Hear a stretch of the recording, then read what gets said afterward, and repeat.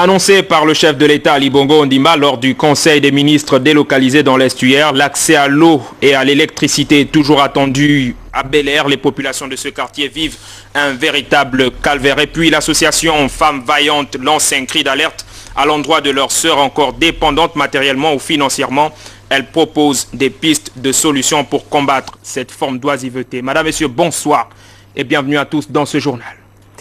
Les oiseaux migrateurs célébrés à l'échelle mondiale sous le thème « Travailler en réseau » pour ces animaux qui jouent un rôle important dans la préservation de la biodiversité à Libreville, c'est le parc Akanda qui a abrité les manifestations Djeribougou Bivigou. Sensibiliser les populations pour la conservation des oiseaux d'eau migrateurs d'Afrique, d'Europe et d'Asie en ligne de mire de cette journée. Environ 255 espèces d'oiseaux dépendent des zones humides, d'où l'intérêt de cette visite du parc national Akanda.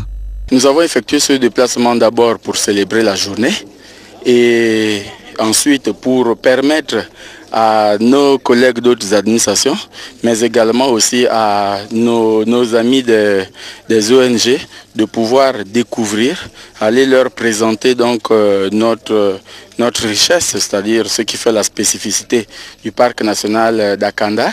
La vasière permet d'abord déjà de recevoir les oiseaux migrateurs qui viennent très fatigués de différents pôles et qui se posent, qui se rechargent en énergie et qui continuent. Ces migrations d'oiseaux sont importantes dans la préservation de l'écosystème car ces aires sont nécessaires à leur alimentation, leur repos et leur nidification. Des étapes exposées aux dommages directs ou indirects des activités humaines.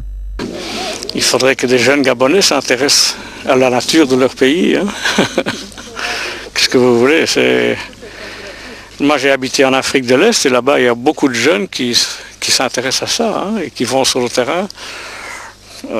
Bon, ici c'est un peu plus difficile, hein, le pays, les moyens de communication ne sont pas toujours faciles et tout, mais bon, c'est la seule chose qu'on peut dire. Hein, Nous le voyons, les oiseaux migrateurs ne sont pas de simples animaux car ils contribuent non seulement à la préservation de l'écosystème, mais aussi à l'éclosion d'un écotourisme générateur de revenus pour le pays.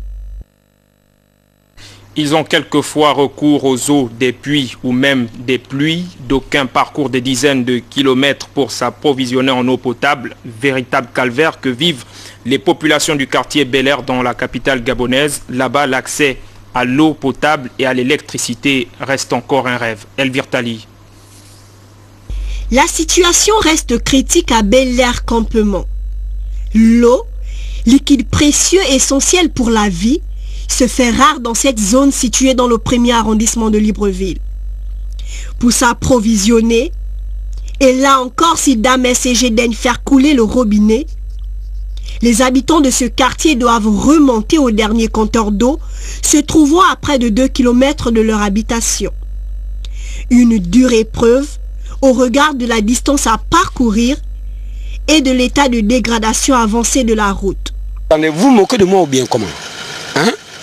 Mais vous connaissez les conditions dans lesquelles je dois prendre de l'eau? Ça fait 15 ans que je suis dans Bel-Air. On puise toujours l'eau de la même manière parce que le point d'eau public se trouve à près d'1,5 km et les compteurs ne sont pas assez distribués parce qu'il n'y a pas de pression. Pour avoir de l'eau, c'est soit dépenser beaucoup de sous à payer un clan d'eau ou bien encore avoir assez de moyens pour faire un château d'eau comme certains le font dans le quartier.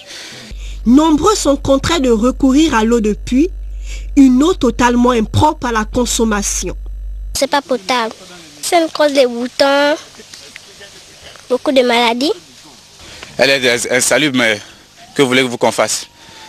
Il n'y a que ça qu'on a. À cette première difficulté que vivent les habitants de ce quartier, s'ajoute le problème d'accès à l'électricité. Vous voyez vous-même les poteaux comment ça s'installe ici. Quel courant? Il y a quel courant ici? L'accès à l'eau potable étant un droit humain, les populations de Bel-Air campement espèrent que les recommandations issues du Conseil des ministres délocalisé dans la province de l'Estuaire visant à alimenter en eau et en électricité Libreville et ses environs seront appliquées incessamment. Les responsables du ministère de l'Éducation nationale ont examiné de fond en comble les nouveaux décrets régissant l'organisation des examens et concours au Gabon. C'était à la faveur d'un séminaire d'information et d'échange. On regarde.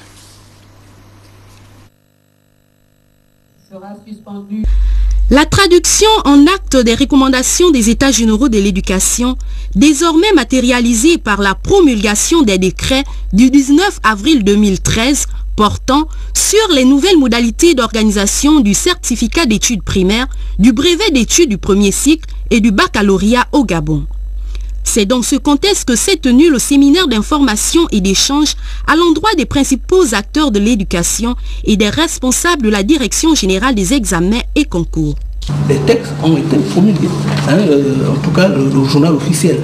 Les textes sont là et nous avons pensé que malgré la campagne qui a été faite, ce serait intéressant de réunir les principaux acteurs, que sont les directeurs d'académie, et puis leur chef de service des examens, pour qu'à nouveau on discute, pour voir si on s'accorde sur les tâches des uns et des autres. Le système éducatif gabonais se veut être plus compétitif et plus crédible. Pour ce faire, le strict respect des nouvelles modalités et la vulgarisation de ces réformes auprès des parents d'élèves et des principaux concernés est plus que nécessaire. Expliquez ça bien aux parents pour qu'ils comprennent que le temps où on pouvait s'amuser, ce temps est passé. Si nous voulons réellement faire en sorte que notre pays avance, nous avons intérêt à être rigoureux avec nos propres enfants. Vous appropriez tel que ça a été dit dans votre rapport, être des apôtres des conclusions de ce séminaire, le vulgariser et aller animer des mini-séminaires de restitution et d'affronter ces examens sans trop de difficultés. Des réformes qui viennent rehausser le niveau de l'élève par l'obtention des diplômes, contrairement aux années antérieures qui privilégiaient la course effrénée des moyennes pour le passage en classe supérieure. Comme le stipule le nouveau décret, le CEP permet maintenant à son titulaire d'accéder en classe de 6e et de même, tout postulant au bac doit dorénavant être titulaire d'un BEPC. L'université Omar Bongo fait sa mue entre réhabilitation des bâtiments administratifs et logement des étudiants, travaux de voirie ou encore réfection du restaurant universitaire. Voici la nouvelle facette de ce temple du savoir avec Yves Dieudonné Oyono. Au fil du temps, l'université Omar Bongo de Libreville dévoile son nouveau visage. L'image d'une structure éducative moderne qui, sans complexe, peut désormais s'essayer à tout exercice de comparaison possible avec d'autres institutions de son âge. Après la tempête, le beau temps. Ambiance bon enfant, fini la crise. Ici, on parle de cours, d'exposés, de partiels, de conférences et de toutes ces autres activités qui peuvent désormais être pratiquées ici mieux qu'hier. Sous l'impulsion d'Ali Bongo Ondimba, la tutelle déroule jour après jour son vaste programme de réhabilitation, mais surtout de restructuration des universités des grandes écoles gabonaises, mais aussi de certains lycées et collèges. Illustration parfaite, le pavillon F de l'UOB a désormais ce visage, signe qu'ici, tout avance et de manière progressive. Ce bâtiment de 180 chambres, entièrement rénové, relooké et repensé, est une première étape parmi tant d'autres. À l'intérieur, une salle d'eau, des toilettes modernes, 2 bureaux, 2 lits, un split et un écran plasma. Des couloirs spacieux, des salles de projection, c'est assez pour parler d'une nouvelle ère dans ce campus universitaire.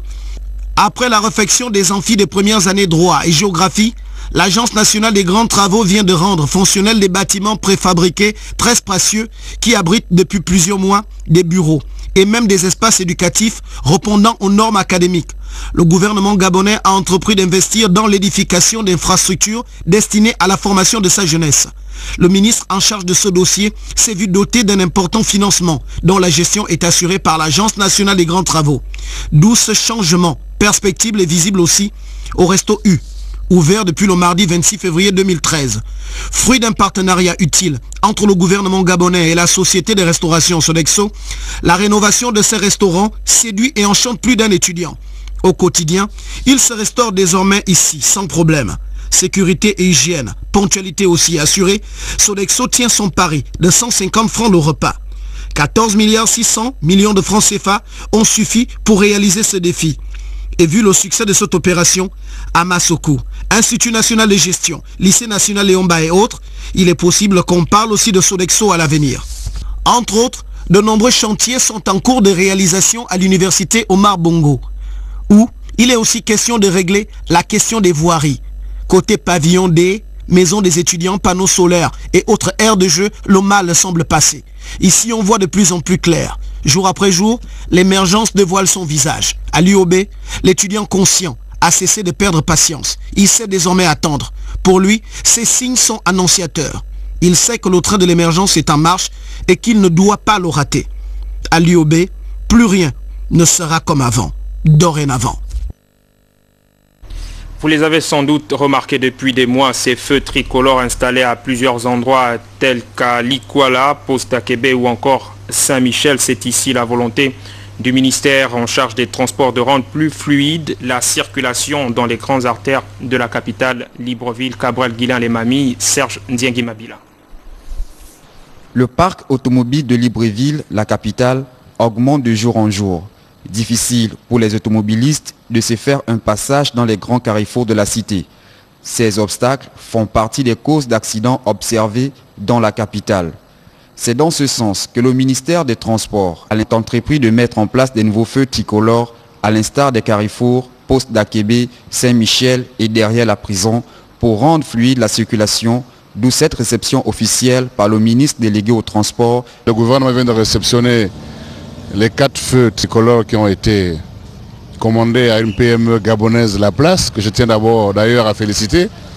Il s'agit du feu de Likwala, du feu du rond-point de Akebe, le feu de Saint-Michel et enfin celui-ci, le feu de derrière la prison. Ces feux permettront d'éviter les embouteillages. Ces feux, première chose, vont contribuer à faciliter le trafic, la fluidité du trafic. Et deuxièmement, ces feux vont réduire le nombre d'accidents. Parce que comme vous savez, les Gabonais, beaucoup roulent en pleine vitesse et beaucoup aussi ne respectent pas le code Rousseau, notamment la notion de priorité. Et ces feux vont vraiment contribuer à réduire le nombre d'accidents considérablement. Et c'est la raison pour laquelle le gouvernement a mis en place ces feux dans ces 4 carrefours considérés dangereux. Quant au fonctionnement de ces feux, et la technique, je vous dirais, part d'une logique très simple. Nous avons un automate qui est installé dans cet armoire de commande que nous appelons contrôleur de trafic, qui est organisé autour d'un microprocesseur. Donc c'est l'organe principal qui nous permet de faire la gestion de ces carrefours. À partir de cet automate, nous avons des câbles qui transitent par des réseaux souterrains pour alimenter les différents potelets installés sur chaque voie. C'est là une œuvre salutaire initiée par le ministère des Transports qui, espérons-le, touchera d'autres grands carrefours de la capitale gabonaise. On parle à présent de cette coopération agissante entre l'Office national de l'emploi et les centres de formation professionnelle. Les responsables de ces différentes entités ont redéfini leur partenariat sur l'offre et la demande d'emploi. Charline Worampira, Jean de Dieu Mamboun Mania. C'est pour redynamiser leur mode de coopération en matière de formation professionnelle que le directeur général de l'Office national de l'emploi, Jean-Oscar Nzouti-Diosé, accompagné de ses collaborateurs, ont procédé à la visite des plateaux techniques des centres de formation professionnelle de Kembo et de Basile Ondimba. Le directeur général de l'Agence nationale de formation professionnelle et de perfectionnement, Abel Mabika Ndigou, présente ici le partenariat entre les deux entités. Nous voulons avoir un partenariat entre nous, c'est-à-dire tomber d'accord sur les stagiaires qu'ils peuvent nous envoyer, nous leur présenter ce que nous avons formé comme produit, mais les mettre à la disposition de l'ONU pour le placement. Au terme de cette visite, les services offerts par l'ANFPP se feront désormais à la demande de l'ONU, souligne son directeur général. Au niveau des formations, sachant que l'ANFPP s'occupe des formations et nous, Office national de l'emploi, nous nous occupons du placement. Alors il serait très important de savoir qu'au niveau des emplois, des jeunes demandeurs d'emploi qui viennent, nous pouvons offrir un certain nombre de formations via la NFPP parce que nous avons une structure appelée le Fonds d'insertion et de réinsertion, l'OFIR, qui pourrait proposer des formations additives et ces formations pourraient être faites par l'Agence nationale de formation et de perfectionnement, d'où la visite de ce plateau technique. À toutes fins utiles, il serait désormais souhaitable